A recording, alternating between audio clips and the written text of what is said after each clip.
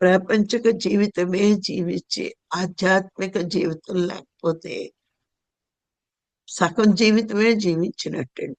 50% పూర్ణ పురుషులం కాదు.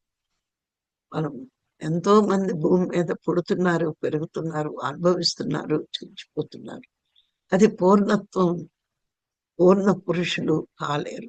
కానీ ఎవరైతే ప్రపంచకంలోకి వచ్చి ప్రాపంచిక జీవితం అనుభవించి దాంతో పాటు ఆధ్యాత్మిక జీవితంలోకి వస్తే, కానీ అది కూడా వాళ్ళ జీవితంలో ఎంతో పుణ్యం ఉంటే కానీ గురువు రాడు, ఆధ్యాత్మిక జీవితంలో జీవించలేరు.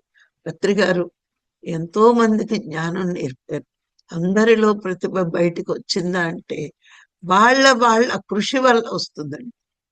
నేను ఎదగాలి అన్నది ఒక తపన ఉండాలి.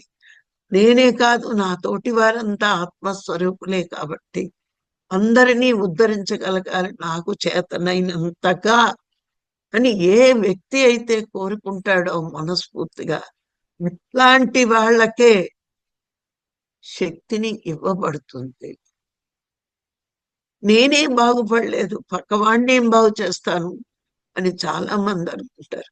నువ్వు బాగుపడ్డావా లేదా కాదు, పక్కవాడు బాగున్నప్పుడు నువ్వు ఇంకా బాగుంటావు. సృష్టిలో ఉన్న భగవంతుడు ధర్మం ఏంటంటే నీకు వచ్చింది ఇచ్చేయడమే. అందుకే పత్రి గారు జ్ఞానం నువ్వెంత నేర్చుకుంటే అంత చెప్పు అన్నారు. అంతకంటే ఎక్స్ట్రాలు చెప్పడం లేదు. మనం ఎక్స్ట్రాలు చెప్పి వాళ్ళని తప్పుతో నడిపిస్తే అది వేరే విషయం.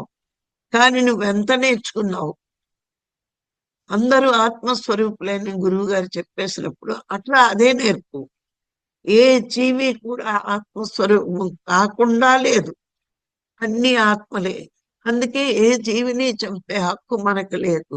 ఈ పరమ సత్యాన్ని చెప్పడానికి డిగ్రీలు అవసరం లేదు, క్వాలిటీ అవసరం లేదు. వర్తమానంలో జరుగుతున్నదే నువ్వు చెప్పు. ఎందుకు అంటే అజ్ఞానంలో ఉన్న మానవుడు జీవహింస చేస్తున్నాడు. ఆ జీవులంతా నా కోసం పుట్టే అనుకుంటున్నాడు. కానీ ఎవరి కోసం ఏ జీవి పుట్టదు.